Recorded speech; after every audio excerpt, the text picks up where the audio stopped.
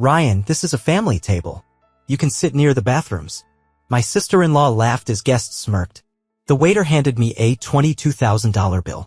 I took a sip of my bourbon and smiled. None of them knew who would be paying tonight.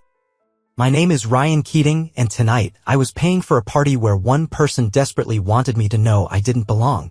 Melissa. She never liked me. Not from day one. I don't even think she liked Jenna, her own sister. But that never stopped her from acting like she was the queen of this family. She talked over people, made decisions nobody asked her to make, and somehow convinced herself she was the main character in every situation. Maybe that's why she hated me so much, because Eleanor actually liked me. Eleanor, my mother-in-law, was one of the only people in Jenna's family who had ever made me feel welcome. From the moment Jenna introduced me, Eleanor treated me like I was one of her own. She never cared that I wasn't born into this family. I was her daughter's husband, and to her, that meant I mattered. And Melissa hated that. Because Melissa had a problem with men. Not in the I don't need a man way, no, that would have been fine. But she was bitter, angry, the kind of person who thought every guy was trash because her own marriage had crashed and burned. Her husband left her 3 years ago, and ever since then she had been on some kind of personal mission to make sure no man ever felt comfortable around her again. Especially me. So when I saw her sashaying toward me in her designer dress, smirk locked and loaded, I already knew this wasn't going to be good. Ryan, we need to talk. I exhaled through my nose, swirling the bourbon in my glass. Melissa, I don't think we do. Oh, but we do. She placed a perfectly manicured hand on my arm like she was about to tell me something deeply personal. It's about the seating arrangements. Tiny change. I looked at her. What change? She gave me that fake sympathetic pout. You'll be at table 14 instead of the main table. It just makes more sense. I blinked. Table 14? You mean the one in the back? By the bathrooms? She let out a little laugh. Oh, don't make it sound so bad. It's still a great seat. Melissa. I set my drink down. I organized this party. I paid for this party. And you're telling me I don't get to sit at the table with my own wife? She tilted her head, looking so pleased with herself. Ryan, it's just, well, it's a family table. I let out a slow, humorless laugh. I'm literally married to Jenna. Exactly, she said, as if that proved her point. Jenna is family. She waved a hand in the air. You're here, of course. I stared at her. Did Eleanor approve this? That made her hesitate. Just for a second. Eleanor is too busy enjoying her night to worry about seating charts, she said smoothly. So I took care of it. You understand. Oh, I understood. I understood perfectly. Before I could say anything else, a waiter hesitated beside me. Mr. Keating? Just confirming the additional orders, truffle risotto, caviar tasting, the vintage Dom Perignon. Mrs. Melissa said you approved them. I turned my head so slowly I swear I could hear my own neck crack. I did what? Melissa took a sip of her champagne, completely unbothered. Oh, relax, Ryan. It's a party. You wouldn't want Eleanor to feel restricted, would you? I stared at her. This wasn't about the food, or the seating, or even the party. This was about control.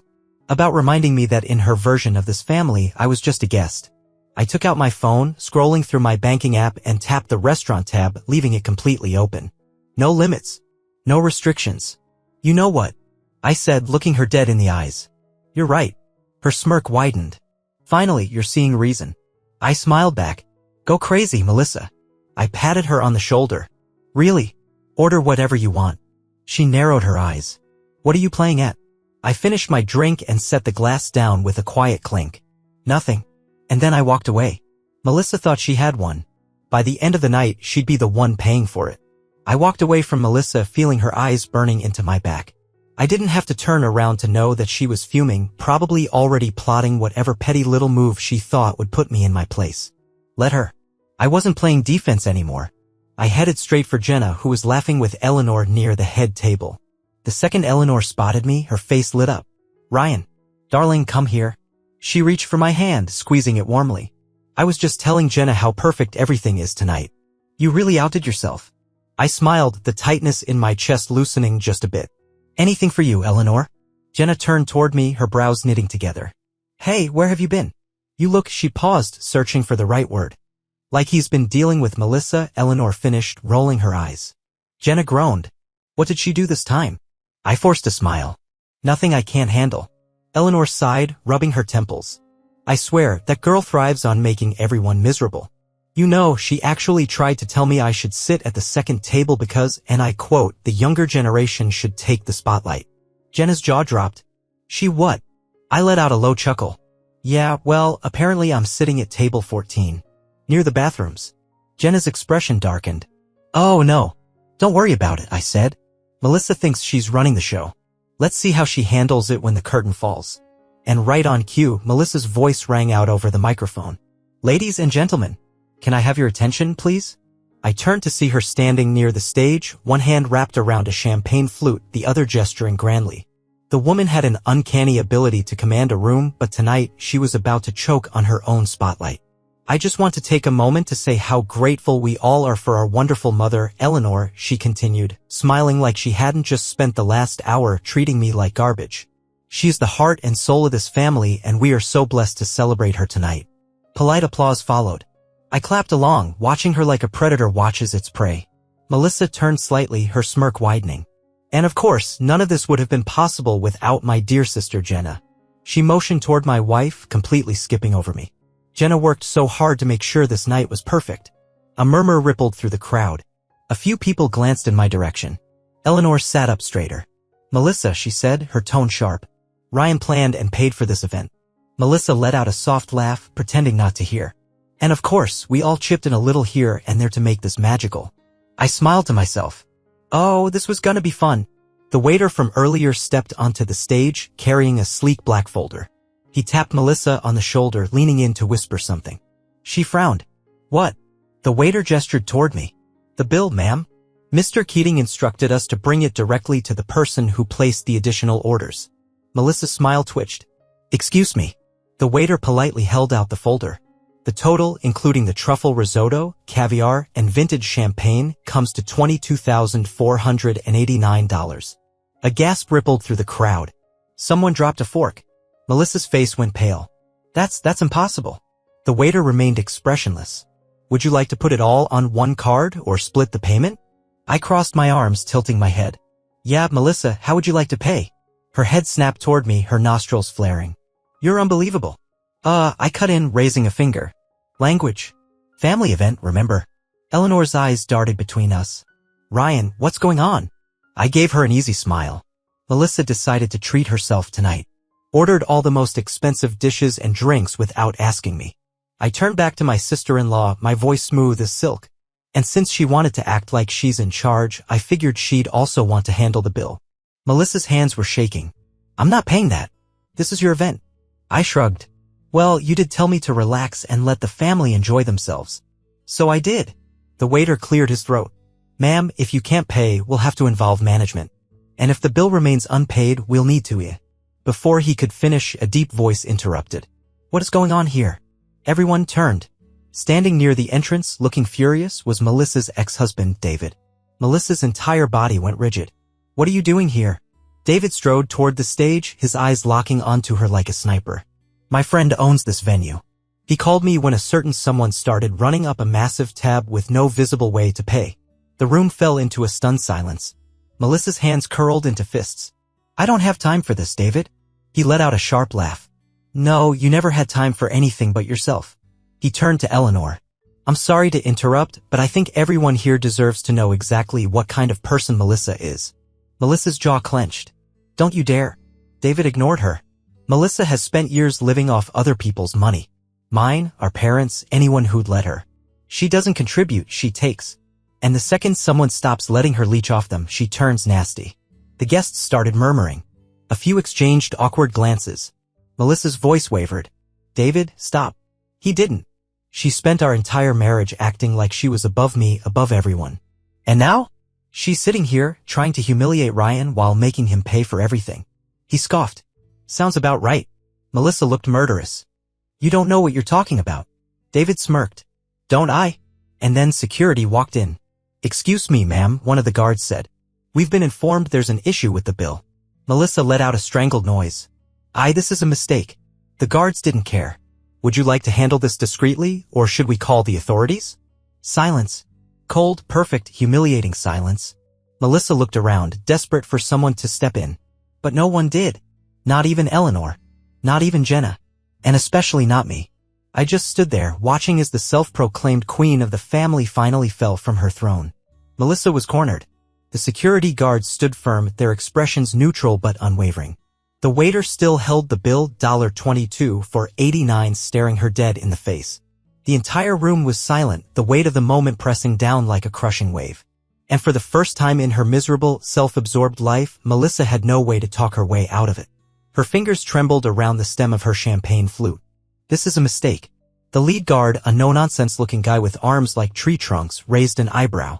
Are you saying you didn't place these orders, ma'am? Melissa's eyes darted around, searching desperately for backup. Her gaze landed on Jenna, then Eleanor, then her ex-husband, David. But no one moved. Well, the guard pressed. Melissa let out a forced laugh, too high-pitched, too fake. Of course I ordered them. It was a celebration. I just assumed Ryan, being the host, would. I cut her off. Would what? Pay for your entitled behavior while you pretended I didn't exist. A ripple of whispers swept through the crowd. Melissa's face twisted in rage. Don't act like a victim, Ryan. Oh, I'm not. I leaned in slightly, my voice dropping just for her. But you are. And it's about to get a whole lot worse.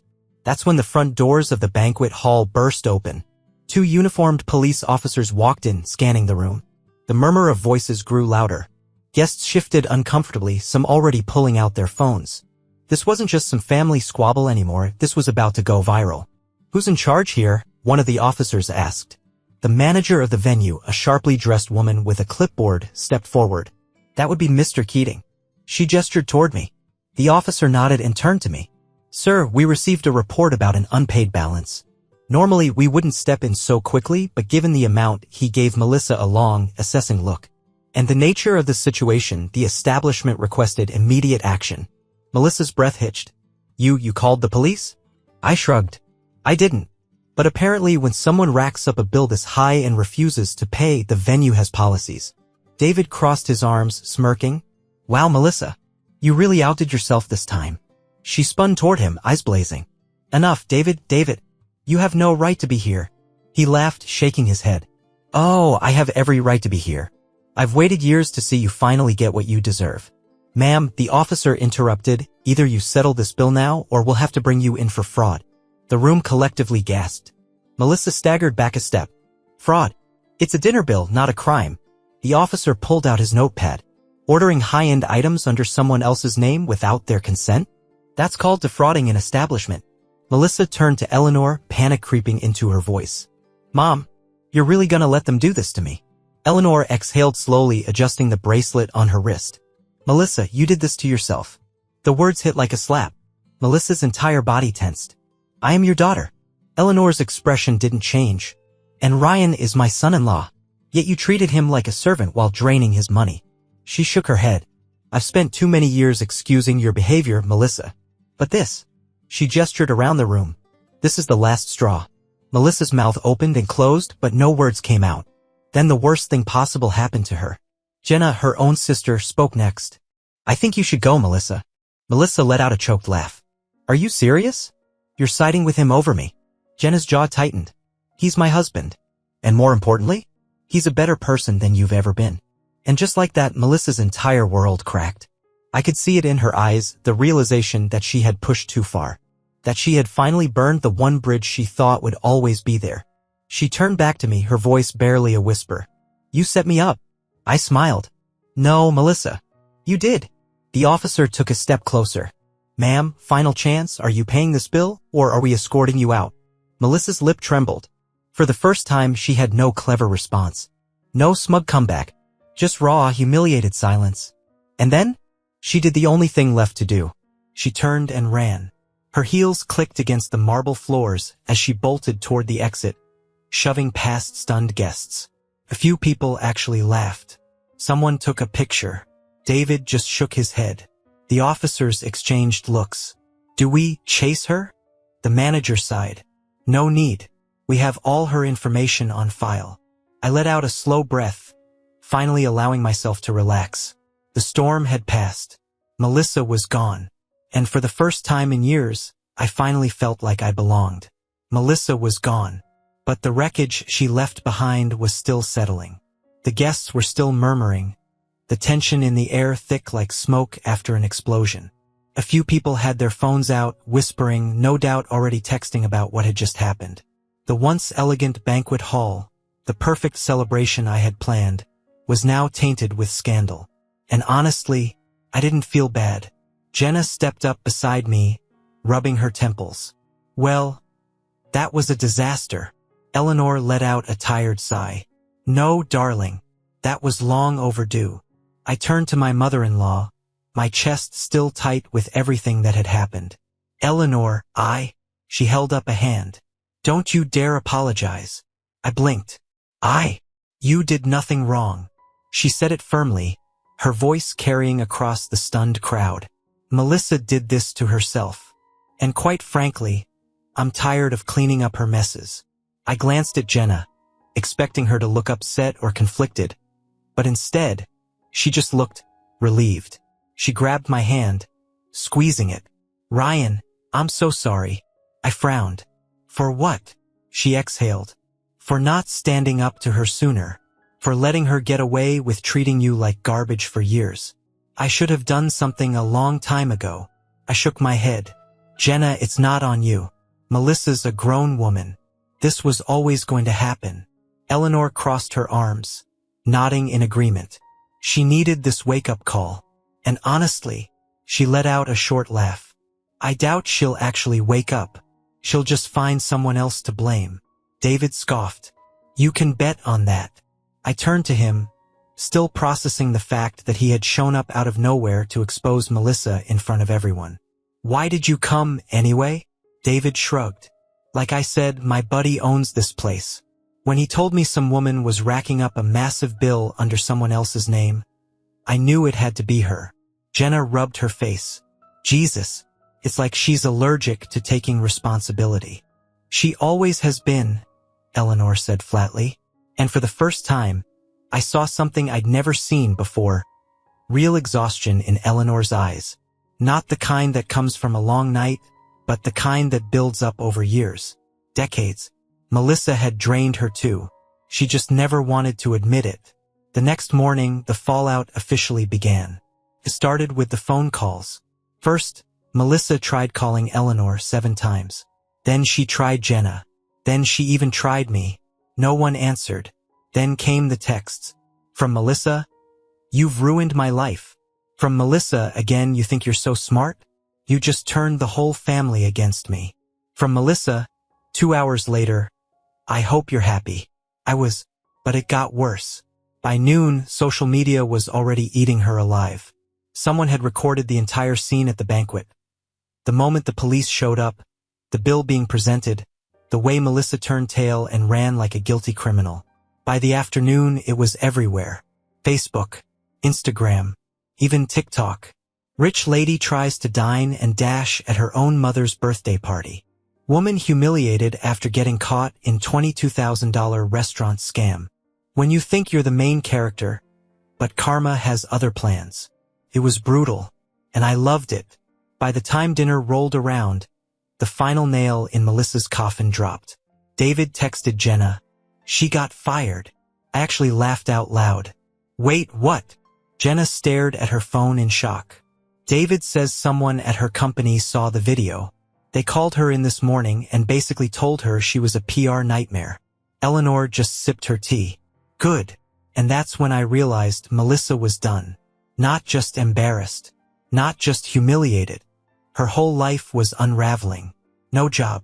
No support. And for the first time, no family left to bail her out. And she had no one to blame but herself. Melissa had always believed she was untouchable. That no matter how badly she behaved, someone, our in-laws, her colleagues, her mother, would always be there to pick up the pieces. But now she was completely alone. No job, no husband, no support, and most importantly, no control. And that's when she did the one thing I actually expected. She showed up at my house. The doorbell rang at exactly 7:42 p.m. I already knew it was her before I even checked the camera feed. Jenna stood beside me, arms crossed. Are we seriously doing this? I smirked. Might as well. Let's see how desperate she really is. I opened the door. And there she was, Melissa, looking nothing like her usual polished, perfectly put-together self. Her hair was unbrushed, her makeup smudged, and her eyes were red like she'd been crying for hours. She didn't wait for an invitation. She shoved past me, storming into the living room like she still owned every room she walked into. "What did you do to me?" she spat, her voice shaking. I shut the door slowly, leaning against it. "I don't know, Melissa. What did you do to yourself?" She whirled around, eyes blazing. "You humiliated me. You set me up like some criminal." Jenna let out a cold laugh. "Melissa, you scammed a restaurant out of $22,000 and you thought that would just go away?" Melissa turned to her sister, looking betrayed. "Oh, don't act like you're innocent in this. You turned on me too." Jenna's expression hardened. "No, I just finally saw you for who you really are." Melissa scoffed, but there was a tremble in her hands. "You think this is funny, don't you? Watching me lose everything?" I tilted my head. "You mean the job you got by pretending to be someone you're not? The respect you never actually earned? The family you treated like servants?" She swallowed hard, looking away. "I made a mistake, okay? You don't have to keep rubbing it in." I stepped closer, lowering my voice. "Melissa, you spent years making me feel like I wasn't part of this family. You humiliated me every chance you got. And now that you're the one being humiliated, you want mercy." Her lip trembled. I need time to fix this." Jenna spoke first. "Fix what, Melissa? Your reputation? Your job? Or the fact that no one trusts you anymore?" Melissa flinched. For the first time ever, she had no comeback. No snide remark. No clever insult. Just silence. And then, finally, the truth slipped out. "I don't know who I am without this family." Jenna exhaled sharply, shaking her head. "Melissa, that's the problem. You spend your whole life treating people like chess pieces instead of actual family." Melissa clenched her jaw. "So that's it? I make one mistake and you just throw me away?" I gave her a look. "This wasn't one mistake. This was years of you treating everyone like garbage." She let out a choked breath. "I just thought, no matter what happened, I'd still have my family." Jenna's voice was soft, but firm. "You did. And you lost us." Melissa's shoulders sank. For the first time, she looked small. Like she finally understood she had pushed too far. She took a shaky breath, looking at Jenna. "What do I do now?" Jenna's face was unreadable. Then she glanced at me. "That's not our problem anymore." Melissa's breath hitched. She stared at her sister. At me. Then, without another word, she turned and walked out the door. And just like that, Melissa was gone. 1 year later. A lot changed after that night. Jenna and I grew closer. Without Melissa constantly stirring the pot, it felt like we could breathe again. Eleanor stopped making excuses for her daughter. She still loved Melissa, of course she did, but she no longer bent over backwards to fix her messes. As for Melissa, she tried to rebuild. She got a new job, but it wasn't glamorous. No power, no control. Just work. She never reached out. Not to me. Not to Jenna. Not even to Eleanor. And honestly, that was fine. Because if there's one thing I learned through all of this, family isn't about blood. It's about who actually respects you. And Melissa? She was never my family. She just thought she was the main character in a story that didn't belong to her.